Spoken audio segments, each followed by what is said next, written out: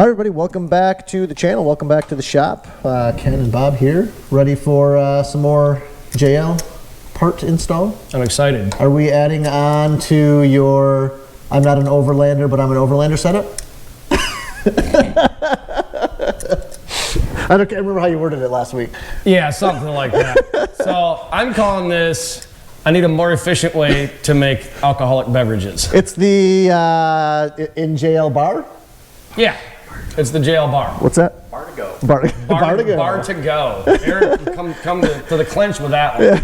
Yeah. So one of the problems I had with our last big trip we took is that very last minute I decided I had to have what? An ice maker. And to run the ice maker... Well, I didn't know where you were going to go with that because it could have been a number of different things that involve the ice maker, like... I don't remember how many bottles of vodka you brought, or cranberry juice, or limes, all I know is we had to ice. go buy more. We had to buy more. So that's a whole separate issue. So last minute I decided I needed an ice maker, and I decided that I need a really big inverter to power it. So I didn't have anywhere good to mount the inverter, so I just laid it on the floor. Yeah. I was like, we're traveling across country. Naturally. It can't catch on fire, I hope. So I thought that I wanted to mount it somewhere more permanent. And again, now that we have all this stuff we're setting up in the back for these bigger trips, I kind of just want some better cargo setups. Yeah. So a long time ago, I would have never considered this because my dog went everywhere with me. So I never could have done this, but she's no longer with us. I will not be getting another dog. I don't really care anymore. And it's the cargo basket. It's time to organize some stuff. It's time to organize some stuff. So a long time ago, we seen that Rusty's Offroad offered a cargo basket for the JL. And I said, nope, can't have it. My dog would murder me. Yeah. So I never got one. But now that I don't have her, I can kind of do whatever. Yeah. So now I'm going to put a cargo basket in this thing. And my goal, I don't know how this is going to work out, is to mount the inverter either under it or make a custom bracket and mount up the side. We're going to use the Rusty's bracket, but I'm going to have to do a lot of customization to make this work for my setup. Otherwise, we've installed this type of product in Eric's Cherokee. We did one in an LJ. I don't know, have we done a JK yet? We did, yeah, the LJ was the first time I remember seeing it. And then we did Eric's Cherokee. Eric's Cherokee, and that's... I don't think we've done a JK yet. I don't believe, Anybody got a JK and they want to do a cargo basket in it, let me know. I'll cut you a sweet deal. I'd like to do a video on it. But today we're going to do the JL. Now that being said, I'm expecting we're going to have to modify some stuff for our setup. I 100% agree because, you know, you just casually mentioned this inverter like it's this small thing, but this is not what you bought. You bought something that's pretty much as big as your refrigerator. And cut. And cut. Wait, listen. He calls it an inverter. It's about as big as my whole house generator.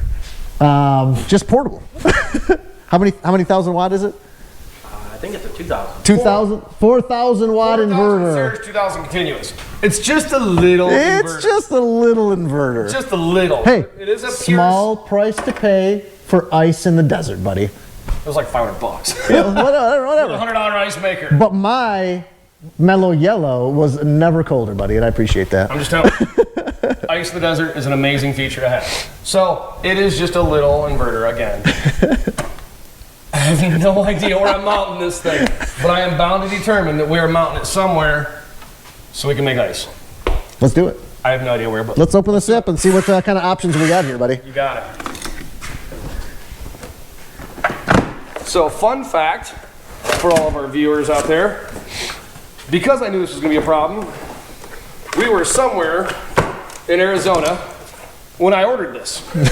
I forgot about that. I was driving on the road and said to Bob, man, this situation sucks. We need a better solution for this. Hey, real quick while you're unboxing that. Yeah.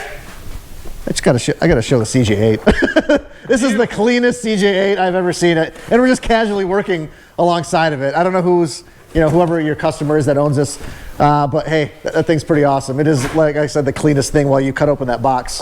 It's actually super clean, rust-free CJ8 from down south. We're doing a Howell fuel injection system on it to kind of update a little bit for this customer.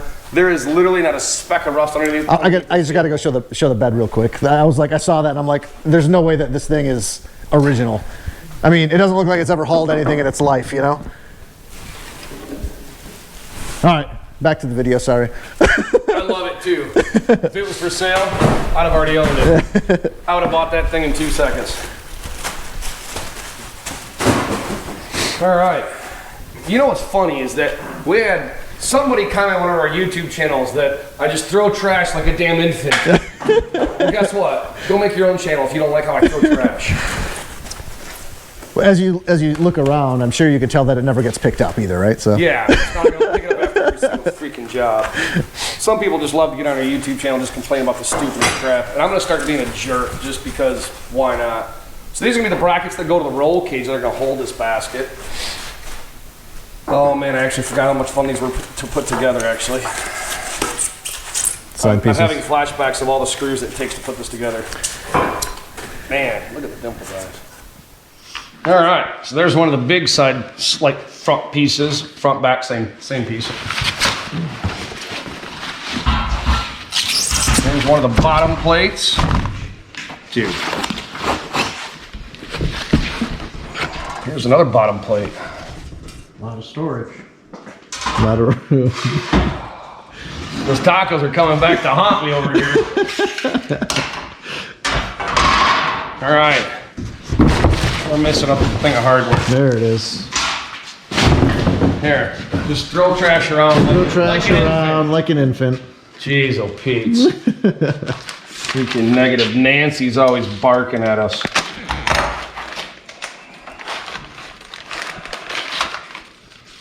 Instructions, jeez, oh Pete's. We'll look at those later. You'll look at those later. Would you just stop it with It'll that? be in the video. Some days I don't like you, Bob. Some days, most days that end in Y. I don't like you. All right, let's start putting this thing together real quick.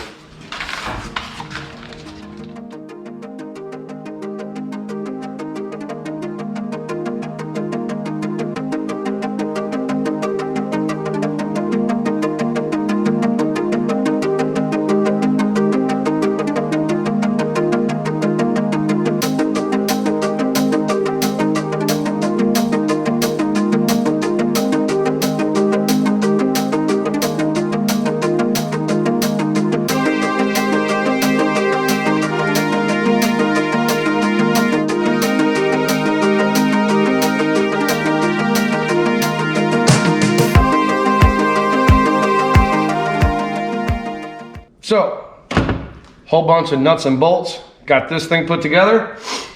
Let's open up the back of the JL. Come up with a plan. Biggest thing now is now we have to actually sit down, discuss wants, needs, desires. We know what the basket will do. We know where it mounts, but will it work for our application? Is this gonna work for us? I don't know. We have a lot of stuff underneath of this basket now that it probably wasn't designed and engineered to have. Again, whenever you're trying to mix and match brands and stuff, this is what you run into. And this is what we like. This is the stuff we enjoy. This is where I have fun. So now we get to put in there, we get to play with the puzzle, come up with some solutions. Let's do it. So we got the rack test fit in the Jeep. These bolt onto the side of the roll cage and the rack bolts onto this. But because of our ARB fridge, what we have to do is we're gonna cut along here, and I'm gonna cut along here and then weld this back together. I need an extra 2 inches of clearance. So we're gonna cut this, weld it back together, and make some clearance.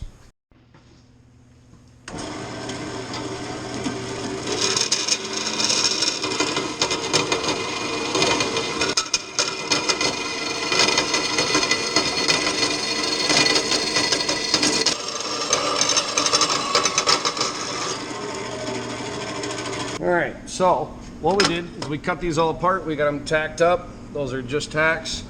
We got it all refitted into the Jeep. We gained 2 3/4 of an inch clearance. So I V-notched the back side. I can fully weld it all the way around. So now we're gonna take it apart and weld it.